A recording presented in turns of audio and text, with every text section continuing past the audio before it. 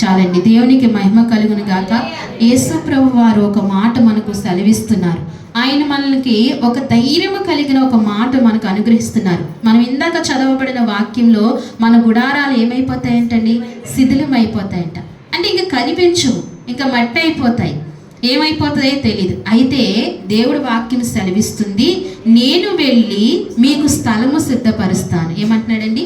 స్థలము సిద్ధపరుస్తాను అంటున్నాడు. నేను వెళ్ళి మీకు స్థలము సిద్ధపరుస్తానని దేవుని వాక్యం సెలవు. అయితే ఇక్కడ భౌతికంగా మనందరికీ సొంత ఇల్లు లేకపోవచ్చు, కానీ లేవని బాధ కలుగుతూ ఉంటుంది కదండి.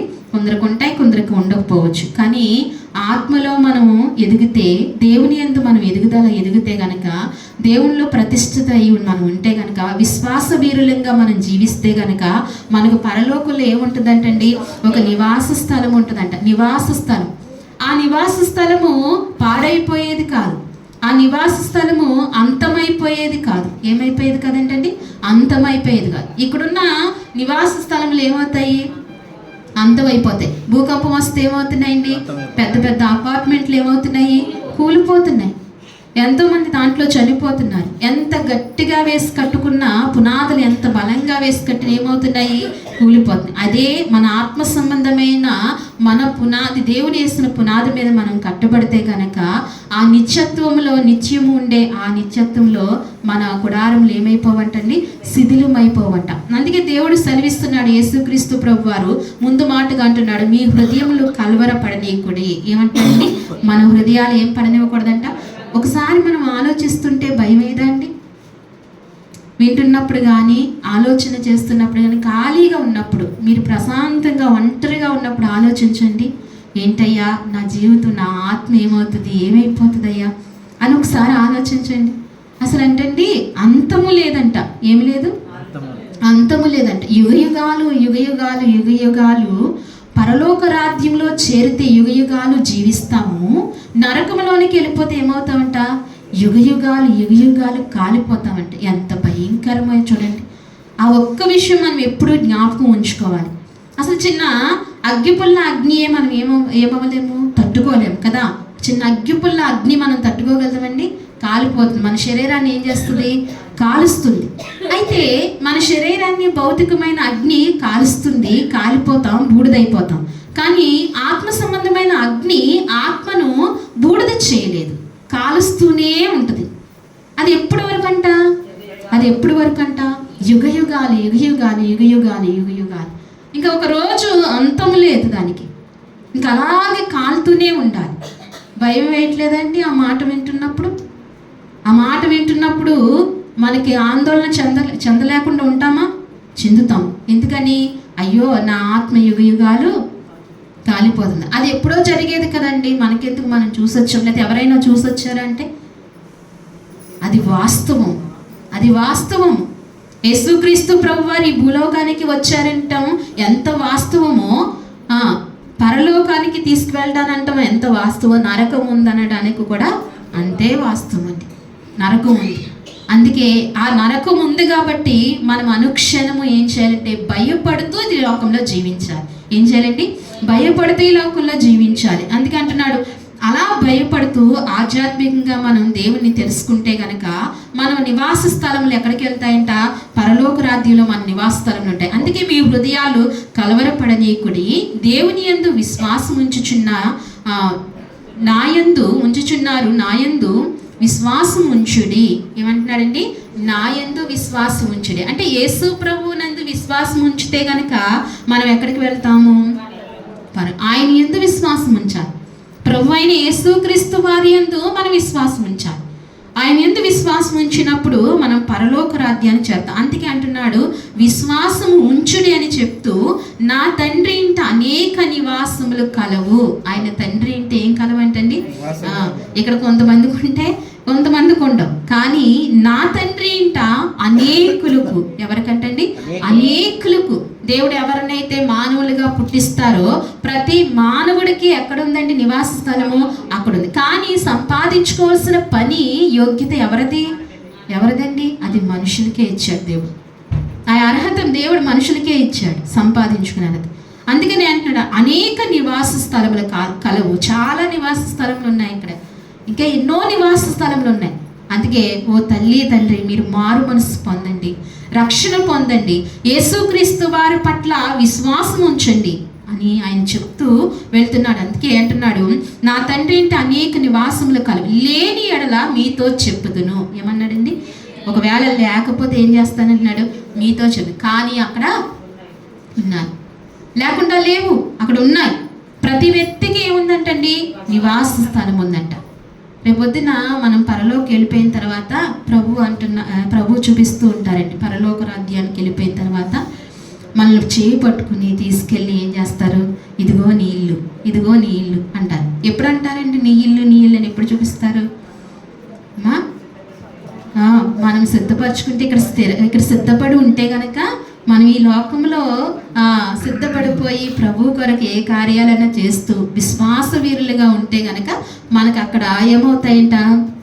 నివాస స్థలంలో కట్టబడుతూ ఉంటాయంట. మనం బాప్తిజం తీసుకోగానే దేవుడు పునాది వేస్తూ ఉంటాడు. తర్వాత తీసుకున్న తర్వాత మన క్రియలు బట్టి, మనం చేసే పనులు బట్టి, మన విశ్వాసమును బట్టి అక్కడ ఏమవుతూ ఏంటండి? మన గృహాలు ఆయన కడుతూ ఉంటారంట. ఒక్కొక్క గృహం పునాది వేయబడుతూనే ఉంటుంది, తర్వాత కట్టబడుతుంది. ఎందుకని? ఆధ్యాత్మిక జీవితంలో ఎదుగుదల ఉండని వారికి ఆ స్థితి. అందుకే ఏమై ఉండాలండి? మన ఆధ్యాత్మిక స్థితి ఏమై ఉండాలి? ఎదుగుతూ ఉండాలి, ఎదుగుతూ ఉండాలి. ఇల్లు పునాది వేసి వదిలేస్తే సరిపోతుందా? ఏం చేయాలి? కట్టాలి, కట్టాలి కదా, పూర్తి అవ్వాలి.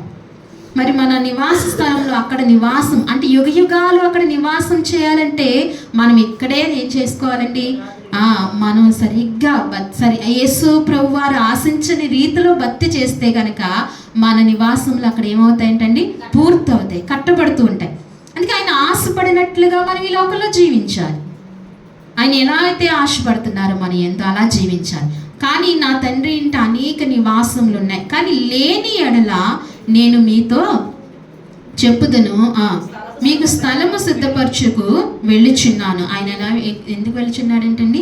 స్థలాన్ని సిద్ధపరచడానికి వెళ్తున్నాడంట. ఎంత గొప్ప ప్రేమమయుడు ఆయన కుమారుడు యేసుక్రీస్తు వారు ప్రభు, ఎంత ప్రేమమయుడో చూడండి.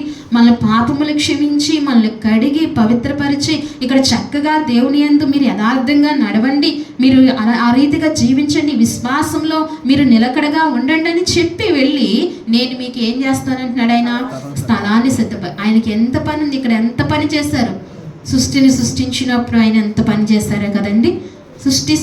సృష్టింపబడినప్పుడు ఆయన లేకుండా సృష్టి జరిగిందా? ఆయనే చేశారు కదా. తండ్రి కుమారుని పక్కన పెట్టుకుని అంటండి సృష్టి అంతా చేశారంట. ఆ పని, ఆ బాధ్యత ఎవరికి అప్పగించారు? యేసుక్రీస్తు ప్రభు వారికి, కుమారునికి అప్పగించారంట. అలాగనే ఆ మానవుల్ని కలుగజేయటం కూడా ఆయనకు అప్పగించారు. అదే మానవుడు మోసగించబడి అపవాది చేత మోసగించబడినప్పుడు మరలా దేవుడు తన కుమారునికి ఇంకొక పని అప్పగించారు. ఏంటంటే ఆ పని? బలి పశువుగా లోకానికి ఆయన పంపించారు. ఆ పనిని కూడా ఎవరికి అప్పగించారు? ఆయన కుమారుడు తప్ప ఎవరు అంత నమ్మకంగా చేయలేరు. ఒకవేళ చేసినా అది పని చేయదని ఎవరికి అప్పగించారండి? ఆయన ఆజ్ఞాపిస్తే వేలాది కోట్ల కొలది దేవదూతలు ఉన్నారు. ఎక్కడండి? ఎక్కడ? పరలోకంలో కదా. ఆయన ఆజ్ఞాపించి భూలోకంలో ఉన్న నేను సిద్ధపరిచిన ఆ సంఘము కొరకు నువ్వు వెళ్ళి రక్తం చిందించంటే ఏ దేవదూత వచ్చి రక్తం చిందించదండి? చిందిస్తారా? చిందించరా? దేవుడి మాటను ధిక్కరిస్తారు ఆ దేవదూతలు. దేవుడి మాటను ఏం చేస్తారండి? వారు దేవుడి మాటకు లోబడుతూ ఉంటారు. అయితే దేవదూతల రక్తము కానీ ఎవరు రక్తం కానీ పనిచేయదు. ఎవరు రక్తం కావాలంట? పాపములు క్షమింపబడటానికి ఆ కుమారుని రక్తం, ఆ పరిశుద్ధ. అందుకే ఆ పని ఎవరికి అప్పగించారండి? ఆయనకి అప్పగించారు. ఆయన వచ్చి ఆ పని పూర్తి చేసి ఆయన అంటున్నాడు, నేను మరలా వెళ్ళి నేను మీకు నివాస స్థలములు సిద్ధపరుస్తాను, నేనుండు స్థలంలో మీరు ఉండులాగన మరలా వచ్చి నా యొద్ద ఉండుటకై మిమ్మల్ని తీసుకుని పోదును. అబ్బాయి ఎంత భాగ్యమో చూడండి. దేవునికి మనసారా ఒకసారి కృతజ్ఞతాస్తుతులు చెల్లిద్దాము. ఎంత గొప్ప భాగ్యమో. నేనుండు స్థలములో మీరు ఉండులాగన. అది ఎవరు కోరుకుంటారండి? ఒక ఉన్నతమైన అధికారి ఏం కోరుకుంటాడు? అందరికంటే హెచ్చుగా ఉండాలనుకుంటారు, ప్రత్యేకంగా ఉండాలనుకుంటాడు. అదంతా పాటు మనల్ని కూర్చోబెట్టుకుంటాడండి. దాంతంతా ఎందుకు మన ఎమ్మెల్యే తనతో కూర్చోబెట్టుకుంటాడండి కదండి. స్థాయిలు చూస్తూ కూర్చోబెట్టుకుంటారు కదా, ఎవరు అంగీకరించు. మరి యేసుక్రీస్తు ప్రభు వారు ఎంత ప్రేమ కలిగిన వాడు చూడండి. మనం నిలువెల్లా ఎవరమండి? పాపులము. కొంచెమైనను స్వస్థత లేదంట, కొంచెమైనను పరిశుద్ధత లేదంట. నడినెత్తి మొదలుకుని అరికాల వరకు ఏమైందంటండి? పచ్చి గాయములు, పుండ్లు, అంటే పాపంతో నిండిపోయింది. ఇలాంటి అయోగ్యుల్ని దేవుడు ఏం చేస్తున్నాడండి? దేవుడిని ఏం చేస్తున్నాడు? ఆయనతో కూర్చోబెట్టుకోవడానికి, ఆయన నివాస స్థలంలో మనల్ని నివాసము చేయటానికి ఆయన మన యొద్దకు వస్తున్నాడంటండి. ఆయన అందుకు వెళ్ళారు. ఇప్పుడు ఆ పని జరుగుతుంది.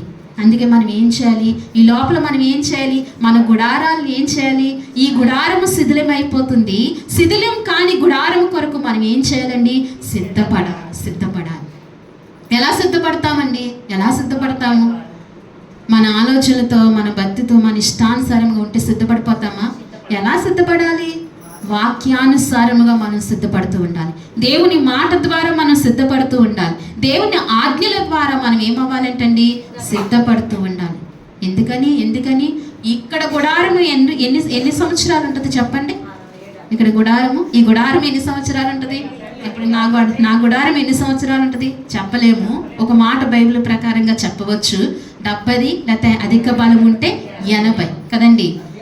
లేకపోతే అది ఆయాసమే, రోజు కూడా అది ఆయాసం. కానీ లేకపోతే కొంతమంది 100 సంవత్సరాలు కూడా దేవుని మహాకృపను బట్టి బ్రతికే వాళ్ళు ఉన్నారు కదండి. అయితే 100 సంవత్సరాలు బ్రతికినా, 110 సంవత్సరాలు బ్రతికినా ఏమవుతుందండి? ఈ గుడారం ఏమైపోతుంది? శిథిలమే. కానీ అక్కడ ఉండే గుడారం అంటండి శిథిలం అవుతుంది. నిత్యము ఉండేది, యుగయుగాలు ఉండేది. అందుకే ఆ గుడారంలో నివసించడానికి మనం ఏమవ్వాలంటండి? సిద్ధపడి ఉండాలంట. యేసుక్రీస్తు ప్రభువారు మనల్ని తీసుకువెళ్ళటానికి వస్తున్నారంట.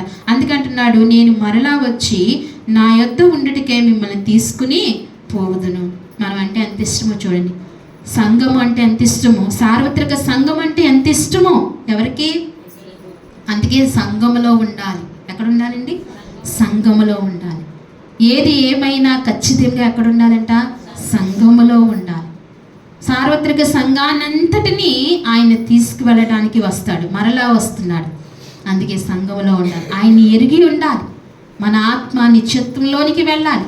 నిత్య నరకాగ్ని గుండంలోనికి వెళ్ళిపోతుందేమో అని భయపడుతూ రక్షణ పొంది ఆ రక్షణ విషయాన్ని కాపాడుకుంటూ విశ్వాస వీరులుగా స్థిరపడి మన జీవితాన్ని కాపాడుకుంటూ ఉండాలి. అలాగే హెబ్రీ రాసిన పత్రికలో ఇంకొక మాట సెలవిస్తుంది చూడండి. హెబ్రీ రాసిన పత్రిక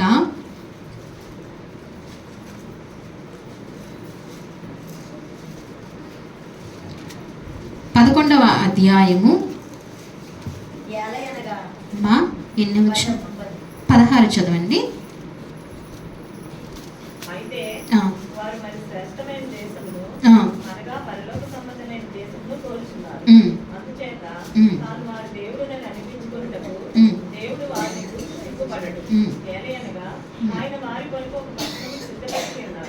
చాలండి. అంటున్నాను, అయితే వారు మరి శ్రేష్టమైన దేశమును అనగా పరలోక సంబంధమైన దేశమును కోరుచున్నారు. ఏంటంటే మరి శ్రేష్టమైన ఇశ్రాయేలు ప్రజల గురించి మాట్లాడుతూ మరి శ్రేష్టమైన దేశం అంటే, మరి శ్రేష్టమైనదంటే ఏ దేశం అండి? కానాను దేశం కదా. ఏ దేశము? మరి శ్రేష్టమైన. కానాన్లో ఎలా ఉంటాయంట? పాలు తేలు ప్రవహిస్తాయి. అక్కడ పళ్ళు కూడా ఎలా ఉంటాయంటండి? ద్రాక్ష గెలలు ఎలా ఉంటాయంటండి? గెలలతో అండి, కాములతో మోస్తారు, పెద్ద పెద్దగా ఉంటాయంటండి. అంటే ఆ భూమి ఎంత ఫలభరితమైన భూమో చూడండి, ఎంత సారము కలిగిన భూమో చూడండి. కానాను ఒక దానిమ్మ పండు మోయటానికి చాలా బరువు ఉంటుందంటండి. చాలా చాలా లావుగా ఉంటుంది, పెద్దగా ఉంటాయంటండి. ఇప్పుడు మనం చూడగలమా? ఇంత దానిమ్మ పండు పెద్ద అనుకుంటాం కదండి మనం. కానీ ఆ కానానులో పళ్ళంటే అంత పెద్దగా ఉంటాయంటండి. అన్నీ కూడా శ్రేష్టమైనవంట. ఆవులు అలా ఉంటే పాలు అలా కారుతూ ఉంటాయంటండి. పాలు తేనె ప్రవహించు దేశం అని దానికి పేరు. అయితే ఈ లోకంలో ఉన్న కానాన్ని ఆ రీతిగా ఉంటే పరమ కానాన్ని ఇంకెంత రీతిగా ఉంటుంది? పరమ కానాన్ని ఇంకెంత శ్రేష్టంగా ఉంటుంది? మరి మనందరికీ ఆశ లేదు. ఆనాడు ఇశ్రాయేలుకు ఒక ఆశ ఉంది. ఏమని? అలాంటి పాలు తేలు ప్రవహించు దేశమునకు నేను వెళ్ళి అడుగు పెట్టాలి, నేను చూడాలి, ఆ ఫలములు తినాలి, నేను అనుభవించాలని ఆశ ఆనాడు ఇశ్రాయేలుకు ఉందండి. ఇక్కడ ఐగుప్తులో వారు కష్టపడితేనే కానీ ఏముండేది కాదు, ఆహారం ఉండేది కాదు. అయినా ఆ రీతిగా ఉన్న మోషే విడిపించడానికి వచ్చి మధ్యలో ఉన్నప్పుడు వాళ్ళు ఏమనేవారండి, ఇశ్రాయేలు మనుషులు మనసు ఎటువంటిదో చూడండి, మారిపోవడానికి ఎంత టైం పట్టదు, నిమిషం పట్టదు. అప్పుడే మంచివాళ్ళు అంటారు, అప్పుడే నేనంత చెడ్డది, నేనంత లేదంటారు కదా. అలాగే ఆనాడు ఇశ్రాయేలు కూడా ఏమంటున్నారండి, మేము మాకు ఐగుప్తు, మోషేతో అంటున్నారు, మాకు ఐగుప్తులోనే బాగుంది, కాకరకాయలు దోసకాయలు అన్నీ ఉన్నాయి మాకు అక్కడ, ఇక్కడ మాకు ఏమీ లేవని సనుగుడి. కానీ మోషే ఎక్కడ తీసుకెళ్దాం అనుకుంటున్నాడు పాపము? కానానికి, పాలు తేలు ప్రవహించు దేశానికి నడిపించాలి, దేవుని ఉద్దేశం అది. అయితే ఈ కొద్దిపాటు కొద్దిపాటు అసౌకర్యాన్ని వాళ్ళు సహించలేకపోయారు. ఎవరండి? ఇశ్రాయేలు జనాంగం కొద్దిపాటు అసౌకర్యాన్ని సహించలేకపోయారు. అయితే ఆ కానాన్ అలాంటిది, శ్రేష్టమైనది అంటండి. ఏమైనదంటండి? ఆ దేశము శ్రేష్టమైనది. ఇప్పుడు మనం వెళ్ళబోయే కానాన్ ఏమైనది? మరి శ్రేష్టమైనది. ఏమైనదండి? మరి శ్రేష్టమైన దేశానికి మనం వెళ్ళబోతున్నాం. అందుకే అంటున్నాడు, శ్రేష్టమైన దేశం అనగా పరలోక సంబంధమైన దేశమును కోరుచున్నారు. అందుచేతనే తాను వారు దేవుడని అనిపించుకున్నట్టుకు దేవుడు వారు గూర్చి సిగ్గుపడను. అనగా ఆయన వారి కొరకు ఒక పట్టణంను సిద్ధపరిచి ఉన్నాడు. మన కొరకు ఏం సిద్ధపరిచి ఉంటున్నాడంట? పట్టణం సిద్ధపరిచి ఉంటాడు. అందుకే మనం ఏం చేయాలంటే అండి, ఆ కానానికి వెళ్ళాలి, ఆ గుడారంలో నివసించాలి అంటే మనం ఏ రీతిగా ఉండాలో దేవుని వాక్యము మనకు తేటగా సెలవిస్తుంది. 1 పేతురు రాసిన పత్రికలో ఒక మాట ఉంటుంది చూడండి. అది ఏమై ఉన్నదో, ఆ కానాను, ఆ పరమ కానాను, ఆ పరమదేశం ఏమై ఉన్నదో, మన నివాస స్థలము ఏమై ఉన్నదో 1 పేతురు రాసిన పత్రిక 1వ అధ్యాయము 3-4 కలిపి ఉంటాయి చూడండి. మన ప్రభువైన యేసుక్రీస్తు తండ్రి అయిన దేవుడు స్తుతింపబడును గాక. మృతుల్లో నుండి యేసుక్రీస్తు తిరిగి లేచుట వలన జీవముతో కూడిన నిరీక్షణ మనకు కలుగునట్లు, అనగా అక్షయమైనదియు నిర్మలమైనదియు వాడబారనిది అయిన స్వాస్యము మనకు కలుగునట్లు ఆయన తన విశేష కనికరము చొప్పున మనల్ని మరలా జన్మింపచేసను. దేవునికి మహిమ కలుగును గాక. స్పష్టంగా దేవుని మాట మనకు సెలవిస్తుంది. మన ప్రభువగు యేసుక్రీస్తు తండ్రి అయిన దేవుడు స్తుతింపబడును గాక. ఏమవ్వాలి? మన తండ్రి అయిన దేవుడు స్తుతింపబడును గాక. ఆయన్ని ఎక్కువగా స్తుతించాలి, స్తుతింపబడాలి. ఆయన స్తుతులకు పాత్రుడు ఎవరండి? ఆయనే. ఆయన మాత్రమే స్తుతులకు పాత్రుడు. ఏ దేవుడు స్తుతులకు పాత్రుడు కాదు. ఏ నరుడు నరమాత్రుడు ఎవరు కూడా స్తుతులకు ఎవరు స్తుతులకు పాత్రుడండి?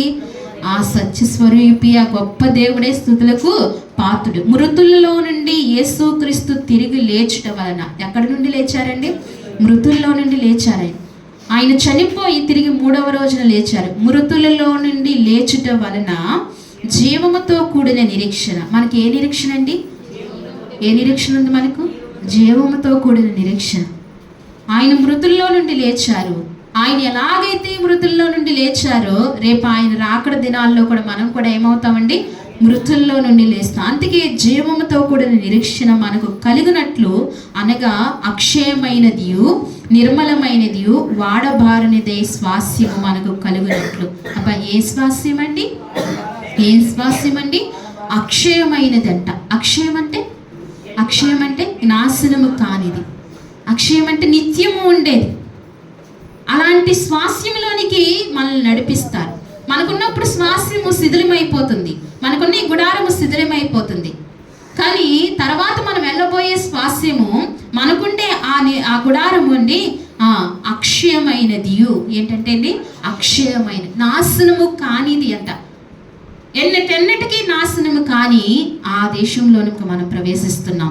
అలాగని నిర్మలమైనది, ఏమైనది ఏంటండి? నిర్మలమైనది, ప్రశాంతంగా ఉంటుంది. ఇక్కడ తెల్లారు లేస్తే మనకి ఎలా ఉంటుంది? ఎలా ఉంటుంది? మన హృదయం ఎలా ఉంటుంది? ఆందోళన. ఆడపిల్లలు ఎదిగితే తల్లిదండ్రులకు ఆందోళన, మళ్ళీ వాళ్ళని పంపించేవారికి ఆందోళన. పంపించిన తర్వాత వాళ్ళు ఎలా ఉంటారో, అక్కడ ఎలా ఉందో పరిస్థితి. మానవుడికి ఎన్ని బాధలండి. అలాగే మగపిల్లలు ఉంటే వాళ్ళు ఎలా నడుస్తున్నారు, వాళ్ళు ఎవరి జీవితం ఎలా ఉంటుందో, వాళ్ళని ఎలాగ కట్టాలి. పైకి ఏదో ఉంటారు, ఎంత ఉంటుందో లోపల ఎంత బాధలు ఉంటాయి, వారి జీవితం ఏంటని. బాధలు, బంధకాలు ప్రతి వ్యక్తిని వెంబడిస్తూ ఉంటాయి. నిర్మలంగా ఉంటున్నాము ఎవరైనా, ఇక్కడ ప్రశాంతంగా జీవిస్తున్నాము ఎవరైనా? ఎవ్వరము జీవించం. ప్రతి మానవుడిని కదిపితే ఏం చెప్తారు? మనకంటే ఎక్కువ చెప్తూ ఉంటారు, ఎవరి కాళ్ళకి ఎక్కువ చెప్తూ ఉంటారు. అయితే అక్కడ ఉండేదంట నిర్మలమైనది అంట. ఏంటంటే నిర్మలమైనది, వాడబారని అయింది. బా, ఏమైందంటండి? వాడబారనిదట. ఇక్కడ చూడండి, పొద్దుట చూస్తే ప్రకృతి సాయంత్రం ఏమైపోతుంది? వాడిపోతుంది. ప్రతిదీ వాడిపోతుంది కదా, శాశ్వతంగా ఉండేది ఏదీ లేదు. కానీ అక్కడ నిర్మలమైనది, వాడబారని స్వాస్యము మనకు కలుగునట్లు. ఏ స్వాస్యం అండి? నిర్మలమైనది, వాడబారని స్వాస్యము మనకు కలుగునట్లు ఆయన తన విశేష కనికరము చొప్పున మనల్ని మరలా జన్మింపచేస్తుంది. అబ్బా, ఏం కనికరం అండి? ఏం కనికరం అంటున్నాడు? విశేష కనికరము చొప్పున మరలా మనల్ని జన్మింపచేస్తాడు. అంటే ఒక జన్మతో మనం నిత్యత్వంలోనికి వెళ్ళలేము, ఒక జన్మతో వాడబారని స్వాస్యంలోనికి వెళ్ళలేము. ఏం జన్మ కావాలి? మరొక జన్మ కావాలి. అదే ప్రభువైన అయిన యేసుక్రీస్తు రక్తములో మనం కడగబడాలి. మనం బాప్తిస్మము అనే ఆ జన్మ మళ్ళీ మనకు కావాలి. ఆ మనస్సాక్షి కలిగి ఉన్నప్పుడు మనకి ఏం కలుగుతుందంటండి? ఆయన విశేష కనికరము చొప్పున మనల్ని మరలా జన్మింపచేసి, ఎంత కృపామయుడో, మనల్ని ఎంత ప్రేమిస్తున్నాడో చూడండి. మన అవసరతలన్నీ తీరుస్తూ మనల్ని ఎంతగానో కాపాడుతూ, ఆయన ఇంకా రాబోయే దినానికి ఆ నిత్యత్వంలో ఉండటానికి కూడా ఆయన ఎంత మన కొరకు ఎంత చేస్తున్నాడు, ఎంత కష్టపడుతున్నాడు. మనం ఇవేమీ గమనించకుండా మనం ఏం చేస్తున్నామండి? మన జీవితాలు మనం ఇష్టానుసారముగా జీవిస్తూ ఉంటున్నాం. అందుకే ఆ నిత్యత్వంలో ఉండాలంటే, నిత్య నివాసము చేయాలంటే ఎలా ఉండాలో ఒక మాట చూద్దాం. రెండో మాటగా నిత్య నివాసము చేయాలంటే స్పీడ్గా చూసుకుని ఎదురుకి వెళ్దాము. మత్తయి సువార్త నిత్య నివాసములో నివసించాలంటే అందరికీ ఆశ ఉంటుంది. ఆ నిత్య నివాసంలో నివసించాలని, సురక్షితమైన చోటును ఉండాలని, వాడబారిన స్వాస్యంలో నివసించాలని అందరికీ ఆశ ఉంటుంది. కానీ ఆ ఆశ ఉంటే కాదు, ఎలా ఉండాలని దేవుని వాక్యం సెలవిస్తుంది. మత్తయి సువార్త 5వ అధ్యాయము 10వ వచనంలో, నీతి నిమిత్తము హింసింపబడిన వారు ధన్యులు, పరలోక రాజ్యము వారిది. చాలండి, ఇక్కడ ఏమంటున్నారు? దేవుని వాక్యం సెలవిస్తుంది, నీతి నిమిత్తం హింసింపబడిన వారు ధన్యులంట, పరలోక రాజ్యము వారిదంట. ఇప్పుడు పరలోక రాజ్యం వెళ్ళాలంటే మనం ఏమి చేయబడాలి? నీతి నిమిత్తం హింసింపబడాలి. నీతి ఏమున్నది? నీతి ఎవరు? ప్రభువైన యేసుక్రీస్తు వారి. ఆ యేసుక్రీస్తు వారిని బట్టి మనం హింసింపబడితే గనక పరలోక రాజ్యం ఎవరిది? వారిదే. కానీ ఎవరిదయ్యిందండి ఆ పరలోక రాజ్యం? ఎవరి హింసింపబడ్డారు? ఆ నీతిమంతుని కొరకు ఎవరి హింసింపబడ్డారు? ఆయన శిష్యులు హింసింపబడ్డారు కదండి. స్టెఫెను ఏం చేశారు? రాళ్లతో కొట్టారు. ఆయనది కదా పరలోక రాజ్యము. పేతురుని ఏం చేశారండి? తలకిందులుగా సిలువ వేశారు. ఆయనది కదా పరలోక రాజ్యము. ఇలాగ నీతి నిమిత్తం పౌలు శిష్యులందరూ కూడా ఆయన చేత హింసింపబడ్డారు. ఇంకా భక్తులు అనేక మంది ఆయన చేత పాత నిబంధనలో భక్తులు కూడా హింసింపబడ్డారు. దానియేలుని ఆయన నిమిత్తమే కదా ఎక్కడ వేశారండి? సింహాల బోన్లో వేశారు. ఆయనది కదా పరలోక రాజ్యము. వాడబారిని స్వాస్యము వాళ్ళది కదా. షడ్రకు మేషకు అబేద్నెగోల్ని ఎక్కడ పడేశారండి? అది అగ్నిగుండం అని దిగారు. అది అగ్నిగుండమైన ఆహ్లాదకరంగా చేశాడు ఎవరండి? మన దేవుడు. ఎవరి నిమిత్తం వెళ్ళారు అగ్నిగుండంలోనికి? ఒకసారి మనసులో అనుకుని పైకి మ్రొక్కేస్తే సరిపోయేది కదా. లేదు, వాళ్ళు అలా నిలబడ్డారు అంతే. ఎవరి కొరకండి? ప్రభువుని కొరకు, ఆ నీతిమంతుని కొరకు నిలబడ్డారు. వారిది కదా పరలోక రాజ్యము. అందుకే ఇక్కడ అంటున్నాడు, ఆయన ఏమంటున్నాడంటే, నీతిమంతులు హింసింపబడిన వారు, నీతిమంతుల నిమిత్తము హింసింపబడిన వారు ధన్యులు, పరలోక రాజ్యము వారిది అంటున్నాడు. అంటే మనం ఇప్పుడు ఎప్పుడైతే దేవుని కొరకు, ఆ నీతిమంతుని కొరకు హింసింపబడతాం. మనలో చాలామంది అంటారు, మన బంధువులు, మనం ఎక్కడి నుంచి వచ్చాము, అన్య జనాంగంలోంచి వచ్చాము అంటారు. మీరు అందులో కలిసిపోయారు. ఆ నిమిత్తము మనం నిందపడటం అది ధన్యత. బాధపడద్దు, దుఃఖపడద్దు. ఆ నిందలు రావటం మనకు భాగ్యము. అది నిందలు కలగటము భాగ్యము ఆ నీతిమంతుని నిమిత్తం. ఎందుకంటే మనం సురక్షితమైన ప్రాంతంలోనికి వెళ్తాం. వాళ్ళకి ఆ సత్యం తెలియదు. వాళ్ళు ఏదో అన్నారని మనం ఇది వదిలేస్తే ఎక్కడికి వెళ్ళిపోతామండి మనం? నిత్య నరకాగ్ని. వాళ్ళు ఏదో ఒక మాట అంటారు, ఈరోజు అంటారు, రేపు వాళ్ళే ఉండరు అన్నవాళ్ళు. అన్నారని ఆ మాటను బట్టి మనం దేవుని వదులుకుంటే మనం ఎంత నష్టపోతామో తెలుసా అండి? ఎంత నష్టపోతామో తెలుసా? జీవితాంతము యుగ యుగాలు మన ఆత్మ ఏమవుతుంది? కాలిపోతుంది. ఈనాడు బంధువులను చూసి, వాళ్ళని చూసి, వీళ్ళని చూసో మనం దేవునికి విషయంలో అన్యాయం చేస్తుంటే కనుక మనం ఏమీ పొందుకోలేము. వారు ఏమి ఉంటారు? వారు బాగానే ఉంటారు. వారు ఎక్కడికి వెళ్తారు? వారు నరకంలోనికే వెళ్తారు.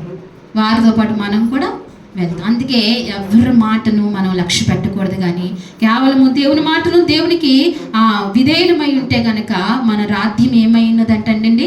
నిత్యత్వం అంట. మన రాజ్యం ఏమైనదంట? వాడబారనదంట. మన రాజ్యం ఏమైనదంట? నిర్మలమైనది, అక్షరమైనది. ఆ రాజ్యంలోనికి వెళ్ళాలి. ఈ శిథిలమైపోయే ఈ గుడారమును వదిలేసిన తర్వాత మన గుడారంలో ఉన్న ఆ ఆత్మ ఎక్కడికి వెళ్ళాలి? ఆ నిత్యత్వంలోనికి వెళ్ళాలి. నిత్యత్వంలో నివసించాలి అంటే ఇంకొక మాట కూడా చూద్దాం. 1 కొరింథీ రాసిన పత్రికలో, 1 కొరింథీ రాసిన పత్రిక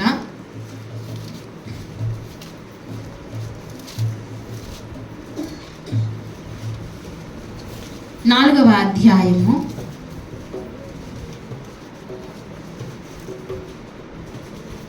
12వ వచనము.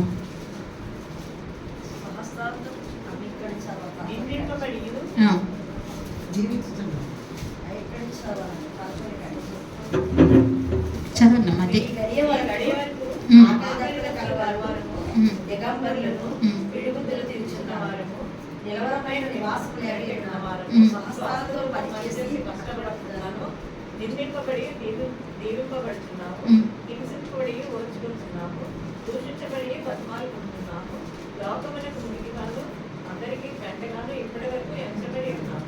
చాలండి. ఇక్కడ భక్తులు అంటున్నారు, ఈ గడియ వరకు ఆకలి దప్పిగల వారమై. ఏ గడియ వరకు? ఇక్కడ ఆకలి దప్పిగల వారమై ఉన్నాము, దిగంబరులమై ఉన్నాము, పిడిగుద్దులు తినుచున్నాము, నిలవని వారమై నివాసములు లేక ఉన్నాము. ఏం లేకున్నారు? ఇక్కడ నివాసములు లేకున్నా భక్తులు పిడిగుద్దులు తిన్నా, ఆకలి దప్పులతో ఉన్నా, వస్త్రహీనతో ఉన్నా, ఏమై ఉన్నా ఆ నిత్య శ్వాసంలోనికి వెళ్ళడానికి వాళ్ళకి ఏమై ఉంటుందంటండి? వాళ్ళకి ఏమవుతుంది? అన్ని సమృద్ధి, అంతా కూడా సమృద్ధి. ఏదేమైనా స్వహస్తాలతో పనిచేసిన కట్టబడుచున్న, నిందింపబడి ఉన్న, దీవింపబడుచున్నాము. ఏమి పడుతున్నారండి? నిందింపబడి ఉన్న, దీవించబడి. ఎక్కడ నిందింపబడుతున్నారు? ఇక్కడ నిందింపబడుతున్నారు. ఎక్కడ దీవించబడుతున్నారు? అక్కడ దీవించబడుతున్నారు. నింద గొప్ప భాగ్యం. దేని నిమిత్తము? దేని నిమిత్తం? నీతి నిమిత్తము. ఆ నీతి ఎవరు? మన ప్రభువైన యేసు. ఆయన నిమిత్తము నిందింపబడిన వారు ఏమవుతారంట? దీవింపబడతారంట. ఆయన నిమిత్తము నిందింపబడిన వారు దీవింపబడతారు. అందుకే భక్తులు అంత దీవించబడ్డారు అంటే ఇక్కడ పాపం వారికి ఏమీ లేదు. దీవించబడటం అంటే ఇక్కడ మేడలు, మిద్దులు, బంగారము, నగలు, డబ్బులు వారికి ఏమీ లేవు. ఇక్కడ అంతా కూడా ఏం పడ్డారు? వాళ్ళు నిందించబడ్డారు. కానీ వారు పరలోకంలో దీవించబడ్డారు. వారి నివాస స్థలము వర్ధిల్లింది. వారి నివాస స్థలము మంచిగా కట్టబడింది, దీవింపబడింది వాళ్ళది. అందుకే ఆ నీతి నిమిత్తము నిందింపబడాలి. హింసింపబడి ఓర్చుకునిచున్నాము. అబ్బా, దేని కొరకు ఓర్చుకుంటున్నారండి వాళ్ళు? దేని కొరకు ఓర్చుకుంటున్నారు? ఊరికే ఓర్చుకుంటున్నారా? దేని కొరకండి? వాడబారిని స్వాస్యం కొరకు ఓర్చుకుంటున్నారు. మనకు ఆ ఓర్పు, ఆ సహనము మనకుందా? ప్రభువు కార్యం చేయకపోతే ఏం చేస్తామండి? అని ఎంతోమంది వదిలేసి వెళ్ళిపోయిన వాళ్ళు లేరా? దేవుడే నా శరణము, ఆయనే నా ప్రాణము అంటూ కొన్నాళ్ళు భక్తి చేసి చేసి చేసి వెళ్ళిపోయిన వారు ఎంతోమంది ఉన్నారు. ఆయన ప్రేమను ఇంకా పూర్తిగా తెలుసుకోలేదు.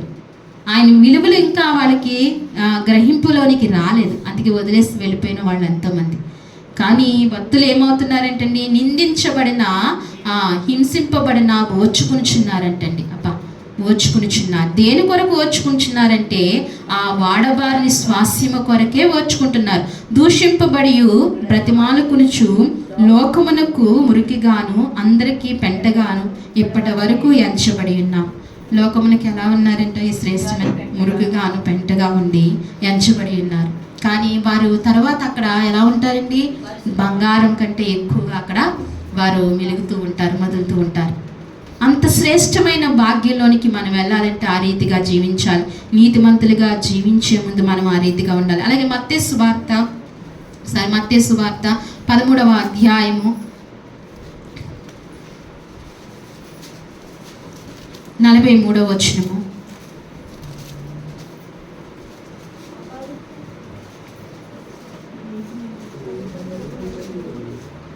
అప్పుడు నీతిమంతులు తమ తండ్రి రాజ్యంలో సూర్యుని వలె తేజరిల్లుదురు, చెవిగలవాడు వినును గాక.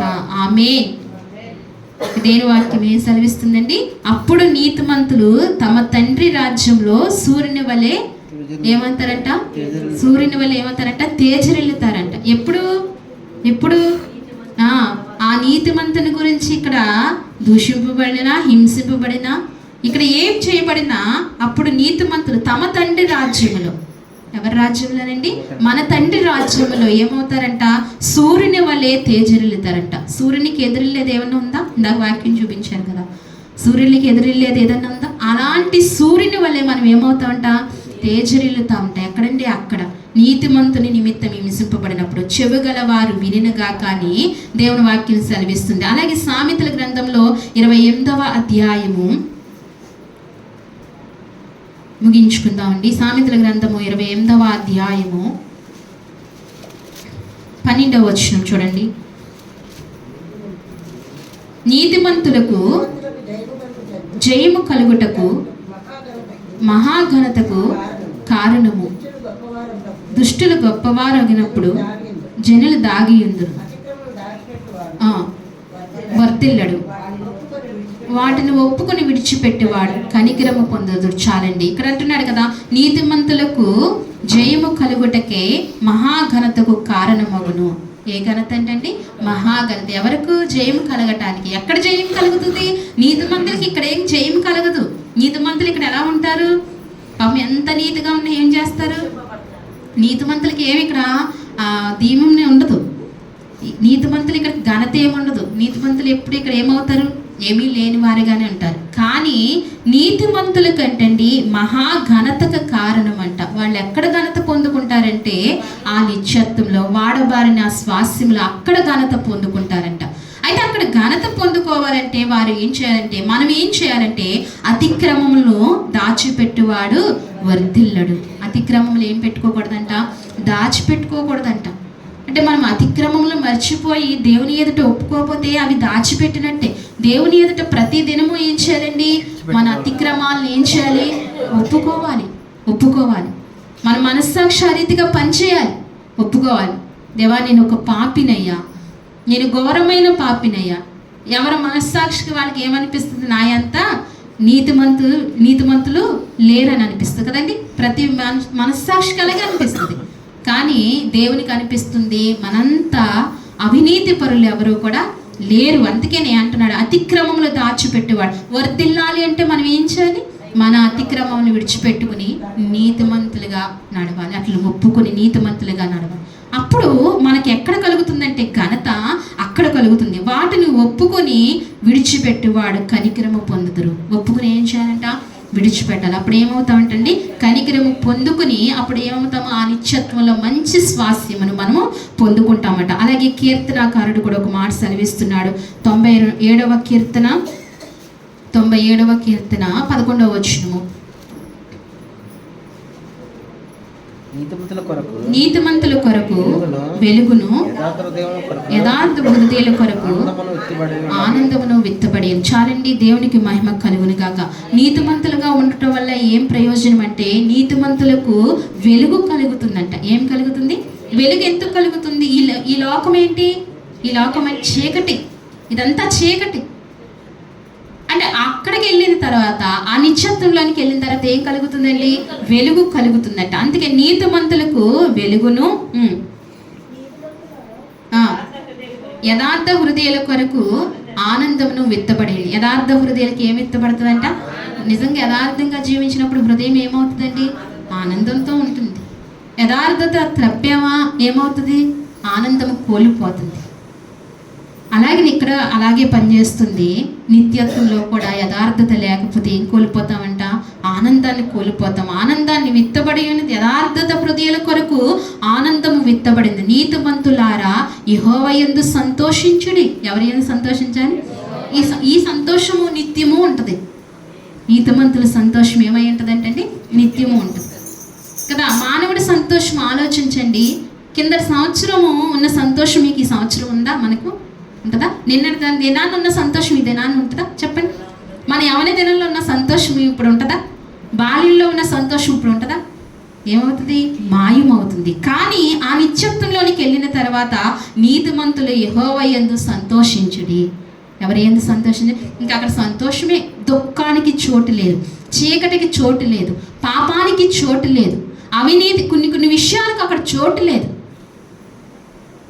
కొన్ని విషయాలు అక్కడ జరుగుతూనే ఉంటాయి. నీతి, న్యాయము, సంతోషము, ఆనందము అవన్నీ నిత్యం ఉంటాయి. అలాంటి దేశంలోనికి మనం వెళ్ళబోతున్నాం. అలాంటి దేశంలోనికి వెళ్ళాలి అంటే మనం ఏం చేయాలండి? ఏం చేయాలి? మనం ఎలా ఉండాలి? విశ్వాస విషయంలో స్థిరులుగా ఉండాలి. ఏ విషయంలోనండి? విశ్వాసం ఎప్పుడూ కూడా సరళిపోకూడదు. విశ్వాసాన్ని ఎప్పుడు కూడా వదులుకోకూడదు. దాన్ని స్థిరత్వం కలిగి ఉండాలి. ఈ గుడారం ఏమవుతుందంట?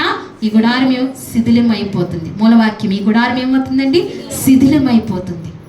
శిథిలమైపోయిన ఈ గుడారం విడిచిపెట్టి స్థిరము కాని గుడారంలోనికి, స్థిరమైన గుడారంలోనికి, ఆ వాడబారిని స్వాస్యంలోనికి, ఆ నిత్యత్వంలోనికి మనం చేరుకోవాలంటే మన జీవితం చాలా కాపాడుకుంటూ, ఆధ్యాత్మిక జీవితాన్ని కాపాడుకుంటూ, విశ్వాస జీవితంలో స్థిరపడుతూ బ్రతకాలని దేవుని వాక్యం మనకి మధ్యాహ్న కాల సమయంలో సంఘముతో దేవుని మాటలు మాట్లాడుతూ వచ్చారు. ఆయన ఈ మాటలు దీవించి ఆశీర్వదించి నడిపించును గాక. ఆమేన్. అందరం కూడా మోకరిందాం, క్షణం మోకరిందాం. ప్రభువా, నాతో మాట్లాడినందుకు వందనాలు. అవునయ్యా, నిత్య నివాసంలో నివసించాలి అంటే ఏ రీతిగా ఉండాలో అని ఇంతవరకు మాతో మాట్లాడావు. ఈ గుడారము శిథిలమైపోతుందయ్యా, ఒకనాటికి శిథిలమైపోతుందయ్యా. నువ్వు ఇచ్చిన ఆయుష్కు అయ్యా ప్రభా లోపునే కావచ్చు, నువ్వు ఇచ్చిన ఆయుష్లోనే కావచ్చు ప్రభా, ఎప్పటికైనా ఈ గుడారము శిథిలమైపోతుంది కదా ప్రభా. అయ్యా ఇదిగో మరి ఈ శిథిలమైపోయే గుడారం మీద మేము మనసు పెట్టకుండా ప్రభా, శిథిలము కాని గుడారము మేము కట్టబడటానికి నీ సహాయం మాకు దయచే ప్రభా. అయ్యా వాడబారనిది, నిర్మలమైనది, అక్షయమైన స్వాస్యంలోనికి మేము వెళ్ళాలని మాకు ఆశగా ఉంది ప్రభా. ఆ స్వాస్యంలోనికి వెళ్ళాలంటే ఏ రీతిగా జీవించాలో మీరు మాకు తెలియచేయండి స్వామి. తెలియజేసినందుకు కూడా నీకు స్తోత్రాలు ప్రభా అని హృదయపూర్వకంగా కృతజ్ఞతలు చెప్తామా. అవునయ్యా, ఆ నిత్యత్వంలోనికి నన్ను నడిపించు ప్రభా. యుగాలు ఉండే ఆ నిత్యత్వంలో నేను ఉండాలి ప్రభా. అయ్యా, నీ ప్రియ కుమారుని నా కొరకు పంపించావు. అక్కడ ఉండాలని పంపించావు తండ్రి. అయ్యా, ఆశ నాలో పుట్టించయ్యా, ఆ కోరిక నాలో పుట్టించు స్వామి అని అడిగి ప్రార్థనలోకి వెళ్దాం. విన్న వాక్యాన్ని బట్టి ప్రార్థనలో నడిపిస్తారు తల్లి. చిన్న ప్రార్థన చేస్తారు. అందరం కూర్చుందాం. మరి వార ప్రార్థనలన్నీ కూడా ఒకసారి జ్ఞాపకం చేస్తున్నాను. మంగళవారం స్త్రీల కూడిక, శుక్రవారం ఉపవాస కూడిక, ఆదివారం ఆరాధన, తిరిగి ఆదివారం ఆరాధన. ఇవన్నీ గమనించండి. అందరూ రండి. అందరినీ మానేసిన వాళ్ళని నడిపించండి. సంఘం కొరకు మీరు ప్రయాసపడాలని మనవి చేస్తూ అనేక మందితో మీరు మాట్లాడి నడిపించాలని మనపూర్వకంగా వేడుతున్నానండి.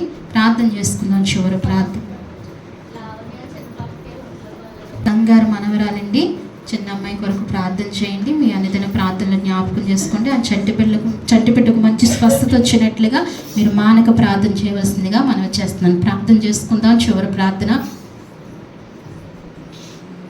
మహాపరిశుద్ధమైన ప్రేమగల తండ్రి, మీ ఘనమైన నామానికి వందనాలు, స్తోత్రాలు ప్రభా. గడిచిన నా ప్రభు పరిశుద్ధ దినం నుంచి నా ప్రభు పరిశుద్ధ దినం వరకు కూడా మీ సజీవమైన రెక్కల చాటున మీరు భద్రపరిచినందుకే మీకు స్తోత్రాలు చెల్లిస్తున్నాం తండ్రి. నిన్న నేడు రేపు ఏకరీతిగా ఉన్నవాడా, మార్పు లేనివాడా మీకు వందనాలు, స్తోత్రాలు తండ్రి. ఈ సమయం మీది, సన్నిధి మీది, మేము నీ వారము ప్రభా ప్రార్థించడానికి, ఆరాధించడానికి ఇచ్చిన కృపా భాగ్యాన్ని బట్టి నీకు స్తోత్రాలు చెల్లిస్తున్నాం తండ్రి. ఇంతవరకు మీరు మాకు తోడుగా ఉండి మీరు అన్ని విషయాల్లో నడిపిస్తూ అయ్యా నీ పరిశుద్ధాత్మనైన ఆత్మతో మీరు నడిపించినందుకే నీకు స్తుతులు చెల్లించుకుంటున్నాము ప్రభా. అయ్యా ఇదిగో మరి నీ మాటలను బట్టి కూడా నీకు స్తుతులు చెల్లిస్తున్నాము ప్రభా.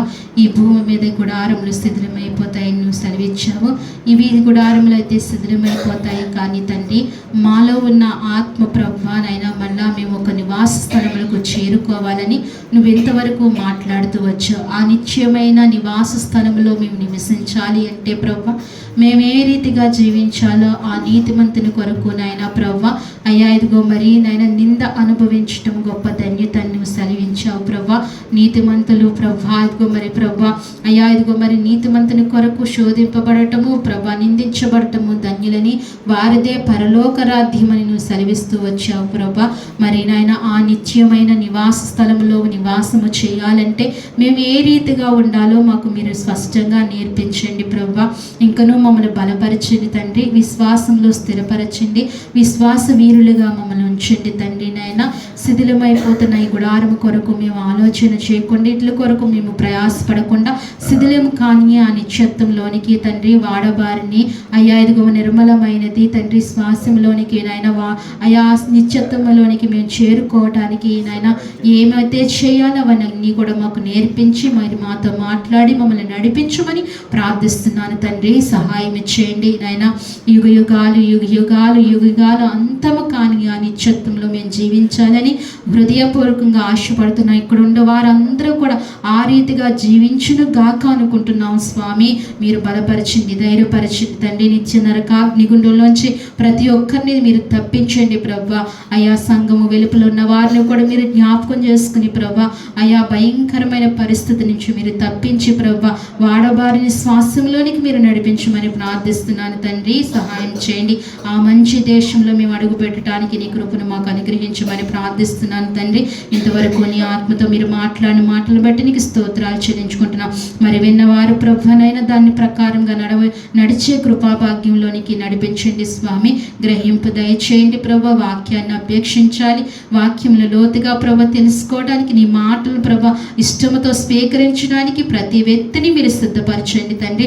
ఎప్పుడైతే నీ మాటల పట్ల ఇష్టం చూపిస్తామో అయ్యా, నీ మాటల పట్ల వాంఛ కలిగి ఉంటామో అప్పుడు మీరు మాతో మాట్లాడతారయ్యా ప్రభా.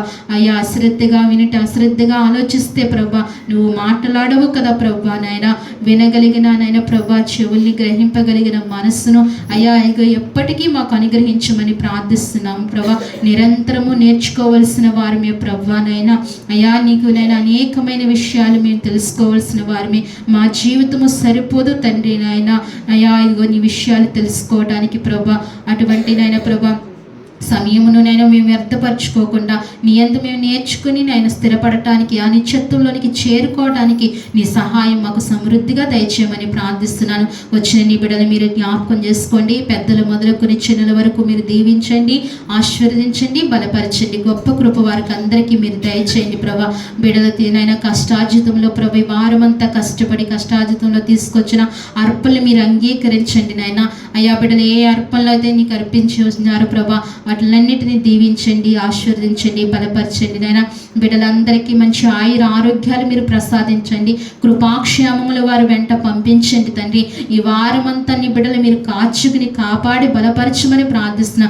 గతించిన వారమంతా మీరు కాపాడినందుకు నీకు స్తోత్రాలు చెల్లించుకుంటున్నాం ప్రభా. అనేకమైన విషయాల్లో మీరు తోడుగా ఉన్నారు అయ్యా. ఇప్పుడు ఇచ్చిన సాక్ష్యాలను బట్టి నీకు స్తుతులు చెల్లించుకుంటున్నాం. ఇంకా నువ్వు బిడ్డలను మీరు బలపరచండి, ధైర్యపరచి కృప దయచేయండి. సమయత్తుని ప్రత్యేకంగా మీరు జ్ఞాపకం చేసుకోండి నైనా. బిడ్డను ముట్టుకుని స్వస్థపరచండి ప్రభా నాయన. అయ్యా రక్తపు కణాలను మీరు నాయన ప్రభా అయ్యా ఇదిగో మరి ఏ కణమైతే లేదా కణాన్ని మీరు పుట్టించండి స్వామి నాయన. ఆ రక్తము ద్వారా బిడ్డనైనా ఇబ్బంది పడకుండా సహాయం చేయండి ప్రభా. నీవి స్వస్థపరచువాడు నీవే. మానవ అవయవ నిర్మాణకుడువు స్వామి. మానవనైనా అవయవాలు ఏమి లోపముందో అయ్యా ప్రభా ఏమి ఉందో అన్నీ ఎరుగున దేవుడు, గొప్ప దేవుడు స్వామి. మా ప్రయాసలు ఇలాగే ఉంటాయి. నువ్వు కనికరిస్తే నిమిషం పట్టదు స్వామి. నీ కుమారుని మీరు జ్ఞాపకం చేసుకుని ముట్టుకుని స్వస్థపరచమని, బలపరచమని నాయన. బిడ్డలకు ఆ ఇబ్బంది నాయన ప్రభా ఆ కష్టము లేకుండా సహాయం చేయమని మీ సన్నిధిలో ప్రార్థిస్తున్నాను తండ్రి. కృప చూపించండి. అలాగే జయలక్ష్మి గారిని జ్ఞాపకం చేసుకోండి. సంపూర్ణమైన ఆరోగ్యం తల్లికి దయచేయండి. బిడ్డను బలపరచండి ప్రభా. అయ్యా గొప్పనైనా బలం ఇవ్వండి. ఆ గుండును శక్తికి దయచేయండి ప్రభా. ప్రతి విధమైన బలహీనత నజరేయుడైన యేసు నామములో మీరు కలిగించమని ప్రార్థిస్తున్నాం. ఇంకా మా మధ్యన తల్లులు ఉన్నారు ప్రభా, పేరు పేరున ప్రతి తల్లికి మంచి ఆరోగ్యం దయచేయండి. దీర్ఘకాలపు వ్యాధులతో బాధపడుతున్న వారికి స్వస్థత దయచేయండి, బలము దయచేయండి, శక్తిని దయచేయండి స్వామి. నీకు వందనాలు తండ్రి. అలాగే ఈ వారము ప్రభా బిడ్డలనైనా దూర ప్రాంతాల నుంచి వచ్చిన ప్రభా బిడ్డల్ని మీరు జ్ఞాపకం చేసుకోండి ప్రభా. గంగ గారు అల్లుడి గారిని నైనా ప్రభా కుమార్తెని మీరు జ్ఞాపకం చేసుకోండి అయ్యా. అదిగో మరి తమ్ముడు నైనా కుమారుని దీవించండి, ఆశీర్వదించండి, బలపరచండి. తను చేస్తున్న పనులు మీరు దీవించండి ప్రభా. నైనా కావేరిని మీరు జ్ఞాపకం చేసుకుని బిడ్డను బలపరిచి దీవించండి. వారికి చిత్ర బిడ్డలు మీరు జ్ఞాపకం చేసుకోండి.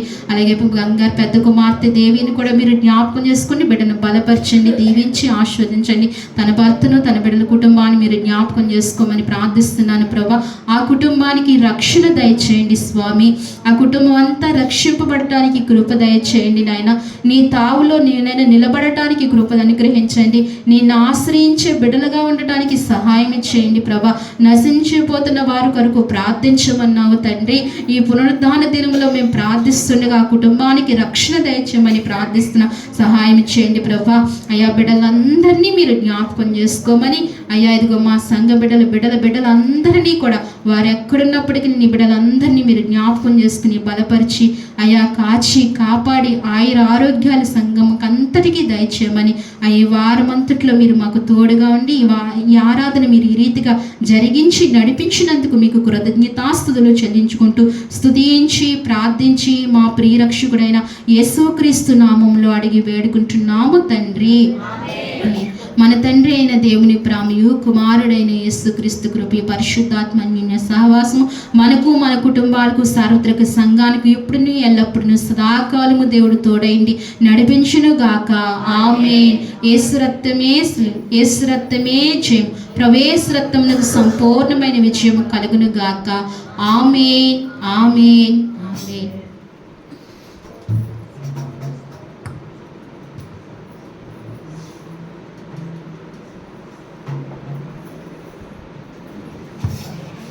అందరికీ వందనాలండి. అందరికీ వందనాలు. దేవుడు మిమ్మల్ని అందరినీ దీవించును గాక.